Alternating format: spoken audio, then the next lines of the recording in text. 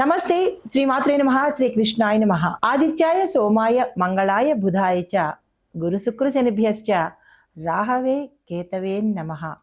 అంటే మనకి ఖగోళంలో నవగ్రహాలు ఉన్న విషయం అందరికీ తెలిసిందే. కానీ ఈ నవగ్రహాలు అనేవి ప్రతిరోజు మనకి చలనాలు చేస్తూ ఉంటాయి. ఒక రాశి నుంచి ఇంకొక రాశిలోకి వెళ్తాయి, ఒక స్థితి నుంచి ఇంకొక స్థితిలోకి వెళ్తాయి. ఒక్కొక్కసారి మనకి ఈ గ్రహాలు సంయోగం కూడా చెందుతూ ఉంటాయి. 2 గ్రహాలు, ఒక్కొక్కసారి 6 గ్రహాలు, ఒక్కొక్కసారి 5 గ్రహాలు, ఇలా రకరకాల సంయోగాలు జరుగుతూ ఉండడం వల్ల మనకేంటంటే కొన్ని కొన్ని స్థితులు అనేవి ఏర్పడుతూ ఉంటాయి.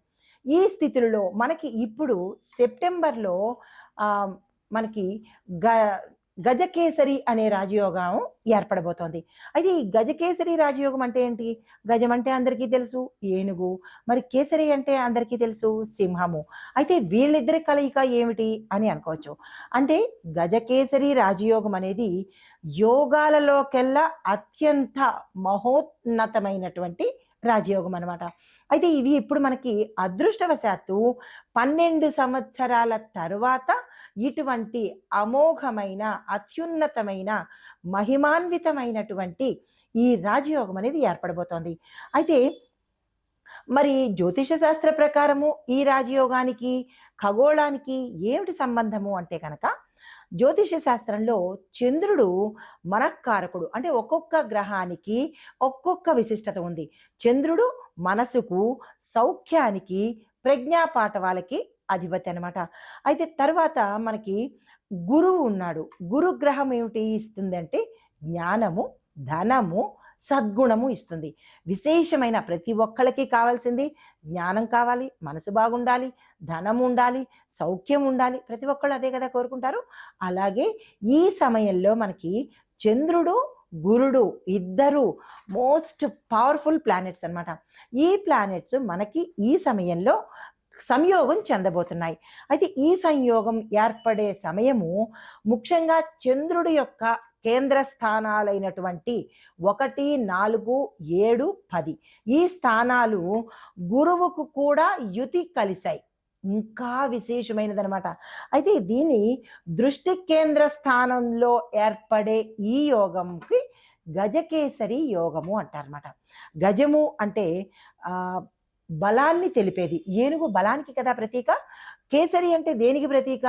ధైర్యానికి, ప్రజ్ఞకి, పాటవానికి, ప్రతాపానికి, విజయానికి, దీంతో పాటు సకల సద్గుణాలకు ప్రతీక కేసరి అనగా సింహం అనమాట. రారాజుల్లో కల్లా రాజు, జంతువులలో రాజు కేసరి అనమాట. సో అలాంటి గజము, కేసరి కలిగినటువంటి ఈ యొక్క యోగము గజకేసరి యోగం అనమాట. అయితే ఇది ఈసారి రావడంలో ప్రత్యేకత ఏమిటి అంటే కనుక 12 సంవత్సరాల తర్వాత చంద్రుడు మిథున రాశిలోకి సంచారం చేస్తున్నాడు. దాంతోపాటు గురుతో యతి అవుతున్నాడు. దీనివల్ల ఏంటంటే అత్యంత మహిమాన్వితంతో పాటు మనకి ఇప్పుడు పితృపక్షాల కాలం అవ్వడం వల్ల ఈ యొక్క రాజయోగము అత్యంత శక్తివంతంగా పరిణమించబోతోంది. అయితే ఈ సమయంలో, ఈ పితృపక్షాల సమయంలో మరి మనం చేసే ఏ మంచి కర్మైనా సరే, ఆ దానాలు కానీ, తర్పణాలు కానీ, పిండాలు వదలడం కానీ, లేదంటే జపాలు కానీ, తపాలు కానీ, హోమాలు కానీ, ఇలా మనం ఏదైతే మంచి చేస్తామో ఆ మంచి అంతా కూడా 1000 రెట్లు మనకి ఫలితాన్ని ఇవ్వబోతోంది. అలాగే చెడు కూడా, ఏదైతే చెడు చేస్తామో ఆ చెడు కూడా 1000 ఫలితాన్ని ఇవ్వబోతోంది. అది గజకేసరి రాజయోగము పితృ రోజుల్లో రావడము. అయితే గురువు జ్ఞానానికి, సద్గుణానికి, ధనానికి, విద్యకి, సంతానానికి కూడా అధిపతి.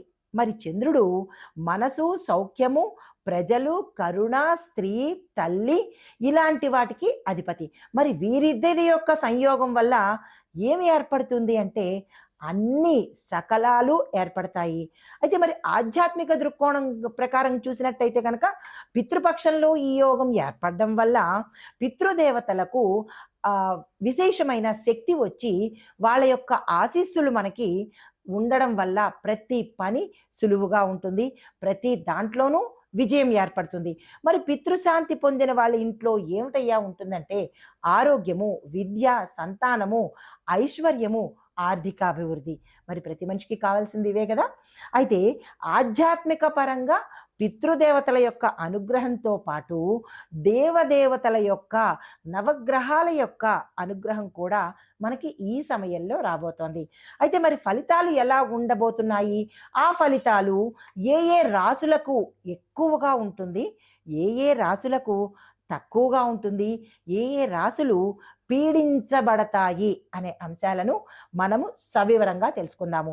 అయితే ఇప్పుడు ముందుగా ఏ ఏ రాసులకు అత్యంత సౌభాగ్యాలను, భోగభాగ్యాలను, అత్యంత విశేషమైన ఫలితాలను ఇచ్చే రాసులు ఏమిటయ్యా అంటే మిథున, తుల, కుంభ, కర్కాటక, మీన రాసులకు వీరి యోగము అపూర్వము, అమోఘము. అయితే అత్యంత శుభప్రదం కూడా. అయితే మరి వీరికి ఏమిటి ఇస్తున్నాడయ్యా అంటే కనుక విద్య, వ్యాపారాభివృద్ధి, ఆర్థికాభివృద్ధి, కుటుంబ సౌఖ్యము, సంతాన సౌఖ్యము, దాంపత్య సౌఖ్యాన్ని ఈ సమయంలో ఈ రాశుల వాళ్ళు పొందబోతున్నారు. అయితే మరి కొద్ది ఫలితాలు ఇచ్చే రాశులు ఏమిటి అంటే కనుక మేష, ధనుస్సు ఈ 2 రాశుల వారికి ఉద్యోగము, రాజకీయ నాయకత్వము, గౌరవాన్ని ఇస్తున్నాడు. సరే, మరి అత్యంత పీడించే రాశులు, బాధపడే రాశులు కూడా తెలుసుకోవాలి కదా. ఈ చెప్పే రాశుల వారు చాలా చాలా జాగ్రత్తగా పరిహారాలు పాటించుకొని, నేను చెప్పిన విధి విధానాలను చూసుకొని జాగ్రత్తగా ఉండే ప్రయత్నం చేసుకోండి. అయితే అత్యంత జాగ్రత్తగా ఉండవలసిన రాశులు వాళ్ళు వృషభ, సింహ, వృశ్చిక, మకర రాశుల వాళ్ళు. ఈ రాశుల వాళ్ళు ఆర్థిక వ్యవహారాలు చేసేటప్పుడు, ధన లావాదేవీలు చేసేటప్పుడు, ధనపరంగా ఏవైనా ట్రాన్సాక్షన్స్ చేసేయడం కానీ, ఇన్వెస్ట్మెంట్ చేయడం కానీ, ఈ డబ్బు పరంగా తీసుకోవాల్సిన జాగ్రత్తలు తప్పనిసరిగా తీసుకోవాలి. ఇది ప్రథమంగా. మరి అనవసరమైన ఖర్చులు, ఆరోగ్య సమస్యలు కూడా వచ్చే అవకాశం కనబడుతోంది. ఈ 2 విషయాల్లోనూ ఇందాక నేను చెప్పిన వృషభ, సింహ, వృశ్చిక, మకర రాశుల వాళ్ళు జాగ్రత్తలు తీసుకోండి. అయితే ఈ రాశుల వారు కూడా పితృకర్మ సమర్పణతో చేసినట్టయితే కనుక, ఇవి పితృపక్షాల రోజులే కదా, ఈ సమయంలో నేను చెప్పిన దానాలు కానీ, తర్పణాలు కానీ, పిండాలు వదలడం కానీ, లేదా జపాలు కానీ చేసుకున్నట్టయితే కనుక ఈ యొక్క తీవ్రతను తట్టుకొనడంతో పాటు తగ్గించుకునే అవకాశం కూడా మనకి గ్రహాల అదే జ్యోతిష శాస్త్రము అందించింది. మన పితృదేవతల యొక్క అనుగ్రహం కూడా ఈ రకంగా చెప్పబడింది. అయితే మరి ఈ సమయంలో ఏమి చెయ్యాలి, ఎలా చెయ్యాలి అనే అంశాలను తెలియపరుస్తూ మేషాది ద్వాదశ రాశుల వారికి ఒక్కొక్క రాశి వారికి ఎలా ఉండబోతోందో అనే అంశాలను తెలియపరుస్తాను. తులారాశి. ఈ రాశి వారికి ఈ పితృపక్షాలలో గజకేసరి రాజయోగము ఏ స్థానంలో లభిస్తోంది అంటే కనుక ధర్మస్థానంలో ఈ యోగం ఏర్పడుతోంది. అయితే దీనివల్ల ఈ రాశుల వాళ్ళకి ఏం వస్తోంది అంటే కనుక విద్య, జ్ఞానము, ఆధ్యాత్మికం వైపు ఎక్కువ చింతన ఉండడము, ఆధ్యాత్మిక లాభాలు కూడా కనబడుతున్నాయి. దీంతో పాటు విదేశాలు వెళ్ళాలని గత కొంతకాలంగా మీకు ఏదైనా కోరిక కానీ, డిజైర్ కానీ ఉండి ఉంటే కనుక అది కూడా ఈ సమయంలో సక్సెస్ఫుల్గా తీరే అవకాశం కనబడుతోంది. అలాంటి ప్రయత్నాలు ఏమైనా చేసుకుంటే కనుక తప్పనిసరిగా చేసుకోండి. ఇవేనా అంటే ఇంకా ఉన్నాయి. ఉన్నత విద్యార్థులకు ఉన్నత విద్య రావడము, రీసెర్చ్ అండ్ డెవలప్మెంట్ చేసేవాళ్ళు, సైన్స్ ఎక్స్పెరిమెంట్ చేసే వాళ్లకు మీకు మంచి మంచి అవకాశాలు రావడము, మిమ్మల్ని విదేశాల వాళ్ళు వాళ్ళంతట వాళ్ళే అబ్రాడ్లో ఆఫర్స్ చేయడము, ఇలాంటివి మీకు సంబంధించినటువంటి విజయాలు, గ్రోత్, పురోగతి ఇలాంటివన్నీ కనబడుతున్నాయి. దానికి సంబంధించిన ప్రయత్నాలు ఈ సమయంలో మీరు తప్పనిసరిగా చేసుకోండి. ఈ స్పాన్ ఆఫ్ టైంని స్టూడెంట్స్ ఎవరు వృధా చేసుకోకండి. అయితే మరి మీకేనా అంటే కాదు, ఉపాధ్యాయులకు కూడా, అంటే టీచర్స్ ప్రొఫెషను, ప్రొఫెసర్సు, ఇలా హై స్థాయిలో ఉండే వాళ్ళందరికీ కూడా విశేషమైన గ్రోత్ కనబడుతోంది. దానికి సంబంధించిన ప్రయత్నాలు చేసుకోండి. అయితే మరి ఇవే కాకుండా ఇంకా ప్రయోజనాలు ఏమున్నాయంటే వ్యాపారస్తులకు మీరు ఆశించిన దానికన్నా ఎక్కువ లాభాలు రావడంతో పాటు మీ యొక్క వ్యాపార విస్తరణకు కానీ, లేదా మేము విదేశాలలో టైఅప్ పెట్టుకుంటాము, అక్కడ కూడా మేము మా వ్యాపారాన్ని చేసుకుంటాము అంటే కూడా this is the right time. వెంటనే దానికి సంబంధించిన ప్రణాళికలు, ప్లాన్స్ మీరు వేసుకుని చేసుకున్నట్టయితే కనుక ఈ తక్కువ స్పాన్ ఆఫ్ టైంని, ఈ గజకేసరి రాజయోగ సమయాన్ని అద్భుతంగా ఉపయోగించుకునే దీనికి మీరు ప్రణాళికలు వేసుకోండి. అయితే మీకు చెప్పదగిన పరిహారాలు బ్రాహ్మణులకు యథాశక్తి దానంగా ఇవ్వడంతో పాటు పితృదేవతలకు సంబంధించి విష్ణు సహస్రనామ పారాయణ, వారి యొక్క సంకల్పాన్ని చెప్పుకుని ఏదైనా దేవాలయంలో కానీ లేదంటే మీ యొక్క స్వగృహంలో కానీ చేసుకున్నట్టయితే కనుక వారి యొక్క ఆశీస్సులతో పాటు గ్రహాల యొక్క అనుగ్రహం కూడా సంపూర్ణంగా పొందుతారు. ఇప్పుడు ఈ గజకేసరి రాజయోగము మనకి రాసులకేనా లేదా అంటే దేశకాలమాన పరిస్థితులు, రాజకీయ, న్యాయ, ఆర్థిక, సామాజిక రంగాల వారికి కూడా ఎట్లా ఉండబోతోంది, వ్యవసాయ పరంగాను వాతావరణ పరంగాను ఎలాంటి ప్రభావాలు చూపిస్తున్నాయి, ఈ చంద్రుడు గురుడు ఇద్దరు కలిసి ఈ ఏర్పడే మిథున రాశిలో ఏర్పడేటటువంటి ఈ యొక్క గజకేసరి రాజయోగంలో దేశకాలమాన పరిస్థితులు ఎలా ఉంటాయి అనే అంశంలో చూసినట్టయితే కనుక ముందుగా రాజకీయ రంగం చూస్తే దేశంలో రాజకీయాలు సంబంధించినటువంటివి విపరీతమైన మార్పులకు, చర్చలకు, కీలకమైన నిర్ణయాలు తీసుకోవడానికి, న్యాయపరమైన పరిణామాలు జరగడానికి దోహదపడుతోంది మొదటి పాయింట్. తర్వాత ప్రజాస్వామ్య వ్యవస్థ మీద ఎక్కువగా విశ్వాసం పెరిగేటట్టుగా ప్రజలకు కానీ ఇతరులకు కానీ ఎక్కువ విశ్వాసం అనేది పెరుగుతుంది. తర్వాత కొత్త చట్టాలు, విద్యా సంస్కరణలు, సమాచార సాంకేతిక చట్టాలు కూడా రూపుదిద్దుకునే అవకాశం కూడా ఏర్పడబోతోంది. అయితే కొంతమంది నేతలకు అనూహ్యమైన గౌరవాలు జరిగేటట్టు, గౌరవం కలిగేటట్టు, గౌరవం లభించేటట్టుగా కూడా గోచరిస్తోంది. అయితే మరి ఆర్థిక విభాగం చూసినట్టయితే ఈ యోగము అంటే ఈ గజకేసరి రాజయోగము వాణిజ్యానికి సంబంధించి బుధుడు అధిపతి అయినటువంటి మిథున రాశిలో ఏర్పడడం వల్ల మనకి స్టాక్ మార్కెట్, ట్రేడింగు, బిజినెస్ ఈ మూడు అభివృద్ధి దిశగా వెళ్ళేటట్టుగా గోచరిస్తోంది. అయితే డిజిటల్ ఎకానమీ, టెక్నాలజీ రంగము, ఈ కామర్సు ఈ మూడిటిలో పెద్ద మొత్తంలో పెట్టుబడులు కూడా వచ్చే అవకాశం కూడా గోచరిస్తోంది. అయితే దేశ ఆర్థిక వృద్ధి చాలా ఫాస్ట్గా పెరిగేటట్టుగా ఈ సమయంలో గోచరిస్తోంది. అయితే బంగారము, వెండి, టెక్ షేర్స్ యొక్క ధరలు కూడా విపరీతమైన తారాస్థాయికి వెళ్ళే అవకాశము ఇక్కడ ఎక్కువగా ఈ సమయంలో కనబడుతోంది. మరి వ్యవసాయ రంగానికి ఎలా ఉండబోతోంది అంటే కనుక గజకేసరి యోగం వల్ల వర్షపాతము, నీరు భూమికి చక్కగా అందుబాటులోకి వస్తాయి. తద్వారా పంటలు విశేషంగా పండుతాయి. ఎప్పుడైతే పంటలు విశేషంగా పండాయో పంటలకు గిరాకీ పెరగడము, ధర పెరగడము, దిగుబడి పెరగడము, తద్వారా రైతులకు విశేషమైన లాభాలు చేకూరడమే కాకుండా వాళ్ళకి ఆనందానికి హద్దులు అనేది ఉండదనమాట. తర్వాత మరి రైతులకు పంట దిగుబడి పెరగడంతో పాటు మంచి స్థాయిలో కూడా లాభాలు వచ్చే అవకాశం గోచరిస్తోంది.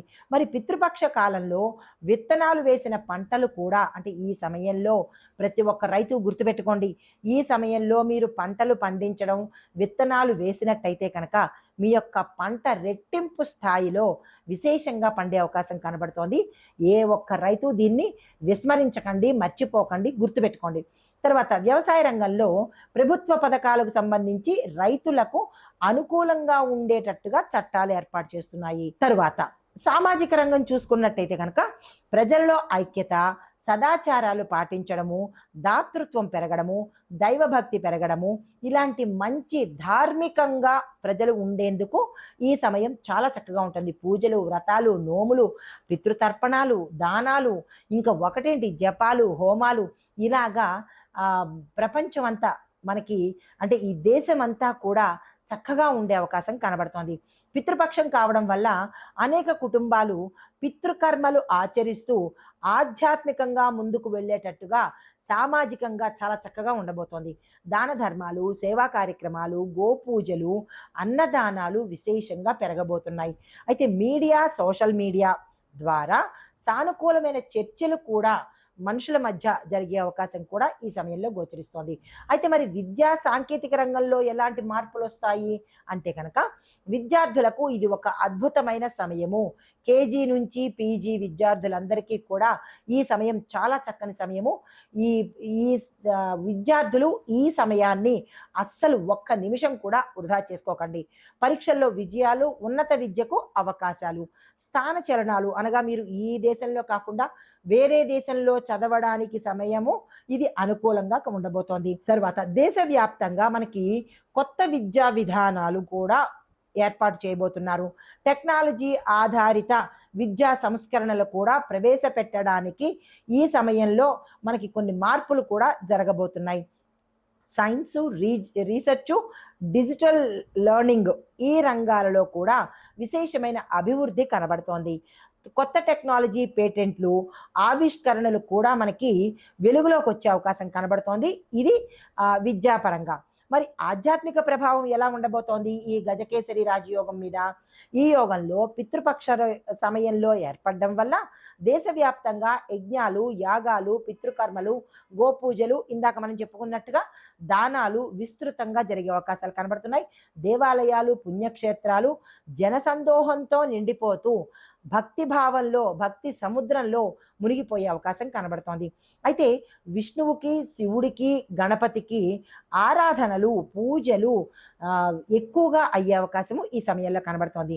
అయితే ఓవరాల్గా చెప్పుకోవడం ఏంటంటే కనుక ఈ గజకేసరి రాజయోగము పితృపక్షాల్లో మనకి సెప్టెంబర్ మాసంలో జరగడం వల్ల ఈ సెప్టెంబర్ మాసం మొత్తం కూడా దేశకాలమాన పరిస్థితులు, ప్రజలు, అన్ని రాసుల వాళ్ళు, కొంతమంది తప్ప అన్ని రాసుల వాళ్ళు చాలా విశేషమైన ఆధ్యాత్మిక చింతన, లాభాలతోనూ చాలా చక్కగా ఉండబోతున్నారు. అయితే కొన్ని ముఖ్యమైన పాయింట్లో చెప్పుకోవాలంటే కనుక రాజకీయంలో స్థిరత్వం ఏర్పడుతుంది, ఆర్థికమైన వృద్ధి కనబడుతుంది, వ్యవసాయంలో సాఫల్యం కనబడుతోంది, సాంఘికంగా కూడా దాతృత్వము, అభివృద్ధి కనబడుతోంది, విద్యా, టెక్నాలజీ రంగాలలో విప్లవాత్మకమైనటువంటి మార్పులు కూడా వచ్చే అవకాశం కనబడుతోంది. నిజంగా దేశం మొత్తానికి చెప్పాలంటే కనుక ఈ పితృదేవతల అనుగ్రహంతో, ఆశీస్సులతో కూడినటువంటి ఈ సమయాన్ని ఏ ఒక్కరూ వృధా చేసుకోకుండా పితృదేవతల ఆశీస్సులు, ఏ దేవతల ఆశీస్సుల కన్నా మెరుగైనది పితృదేవతల ఆశీస్సులు కాబట్టి వారి యొక్క అనుగ్రహం ప్రతి ఒక్కళ్ళు పొందాలి అని కోరుకుంటూ నమస్తే.